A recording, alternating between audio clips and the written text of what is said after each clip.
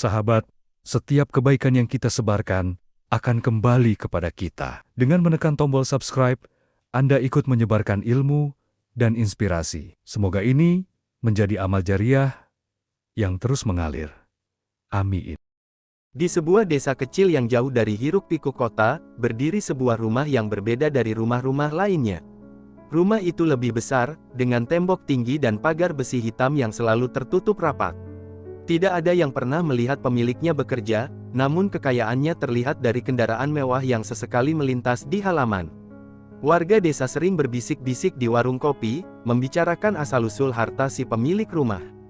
Ada yang bilang ia mendapat warisan dari leluhur, ada pula yang percaya ia menemukan harta karun tersembunyi. Namun, sebagian besar percaya bahwa kekayaannya berasal dari jalan yang tidak biasa. Malam-malam, beberapa warga mengaku melihat bayangannya keluar rumah menuju tempat yang tak diketahui.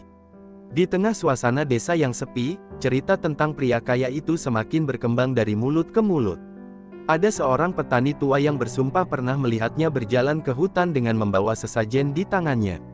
Konon, di hutan sebelah barat desa, ada tempat yang hanya didatangi orang-orang tertentu untuk melakukan ritual. Beberapa orang percaya, siapapun yang berani melakukan perjanjian di tempat itu akan mendapatkan apa yang diinginkan. Namun, harga yang harus dibayar tidaklah murah, karena setiap keberuntungan pasti memiliki konsekuensinya.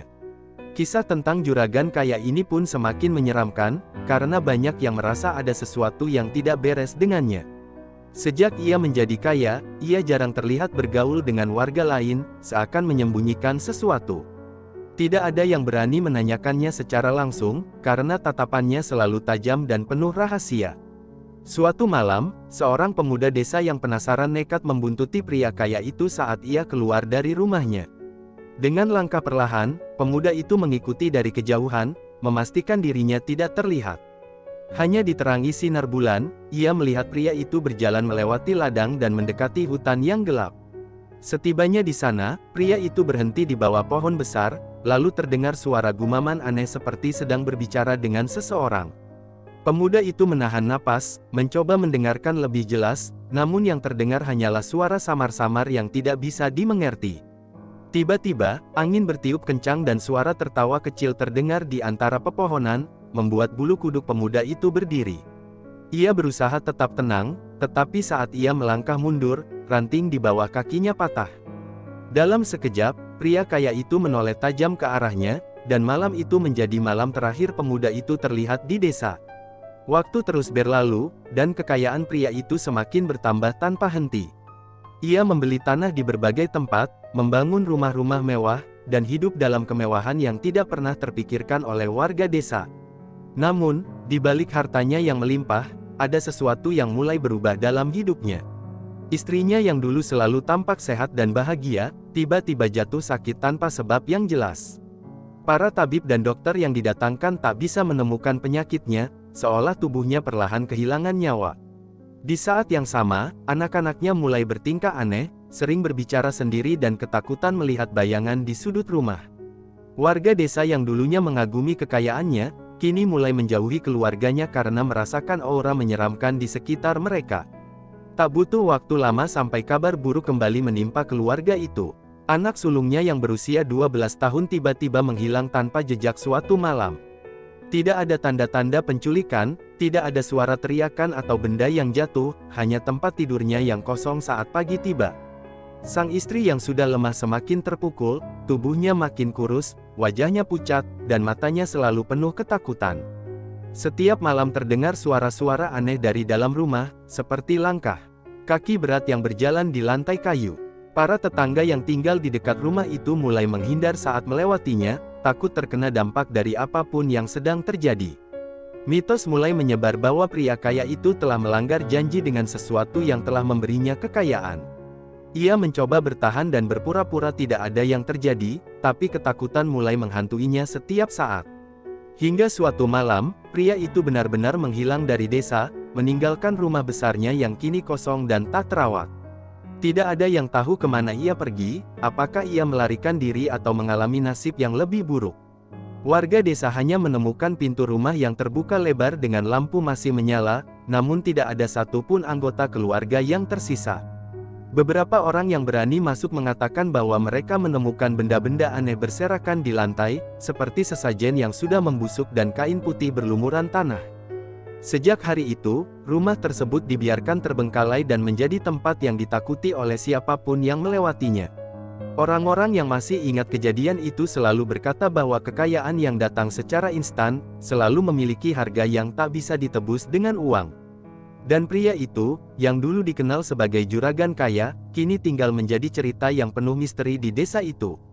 Di kota yang jauh dari desa tersebut, ada seorang pemuda bernama Ardi yang memiliki impian besar untuk menjadi kaya. Berbeda dengan pria di desa yang memilih jalan pintas, Ardi percaya bahwa kekayaan bisa dibangun dengan cara yang lebih rasional. Sejak kecil, ia sudah terbiasa melihat ayahnya bekerja keras mengelola toko kecil yang menjadi sumber penghasilan keluarga.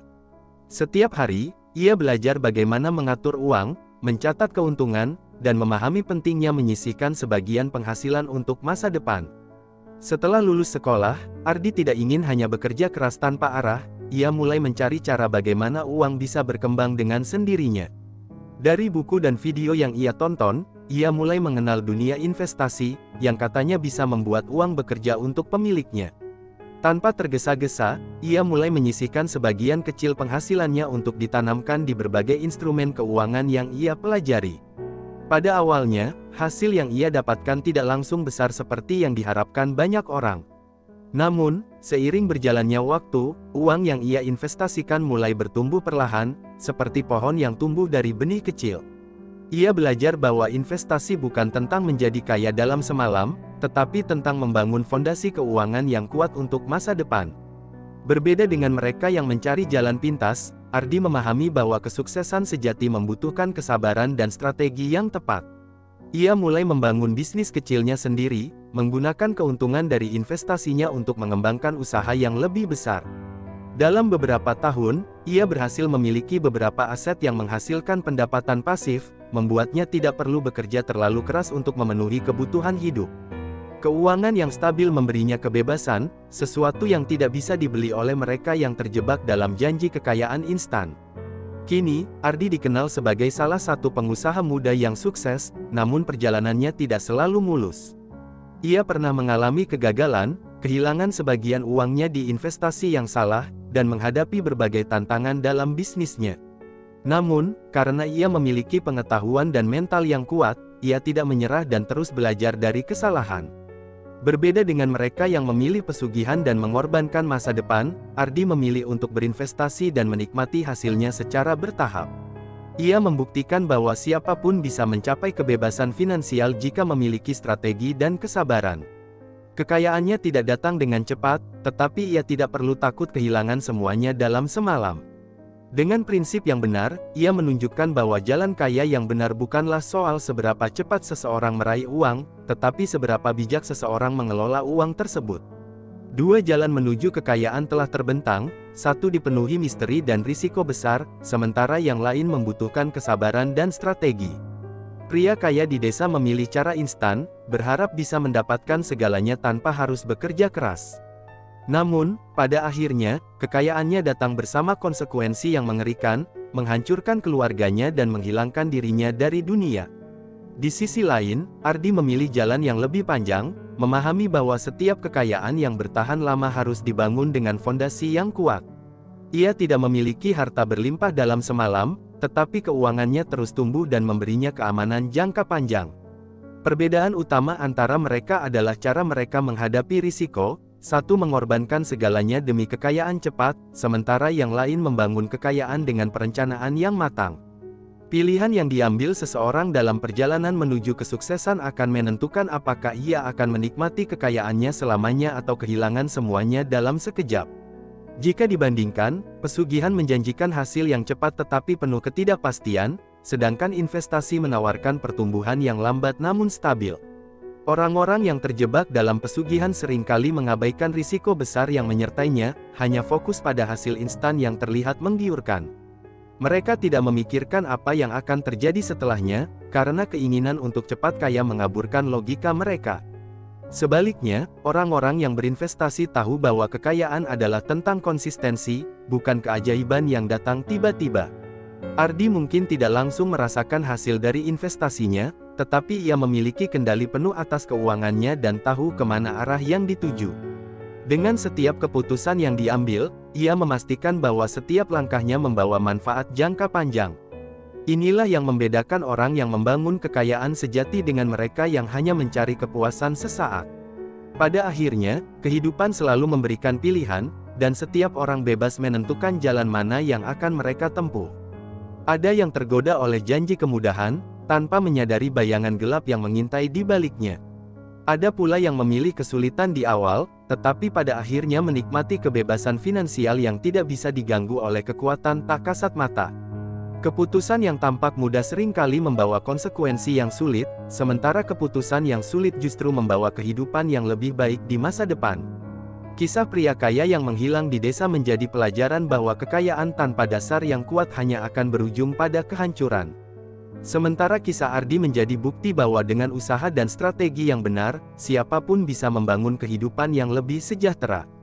Kini, pertanyaannya adalah, jalan mana yang akan kamu pilih? Setiap orang pasti menginginkan kehidupan yang lebih baik, tetapi tidak semua orang bersedia menempuh jalan yang benar untuk mencapainya. Kisah pria kaya di desa menjadi pengingat bahwa kekayaan yang datang secara instan selalu memiliki konsekuensi yang tak terduga. Jalan pintas mungkin terlihat menggiurkan, tetapi seringkali membawa risiko yang lebih besar daripada manfaatnya. Di sisi lain, perjalanan Ardi membuktikan bahwa kekayaan sejati bukan tentang kecepatan, melainkan tentang strategi dan konsistensi. Dengan memahami cara kerja uang dan berinvestasi dengan bijak, siapapun bisa membangun kehidupan finansial yang stabil dan aman.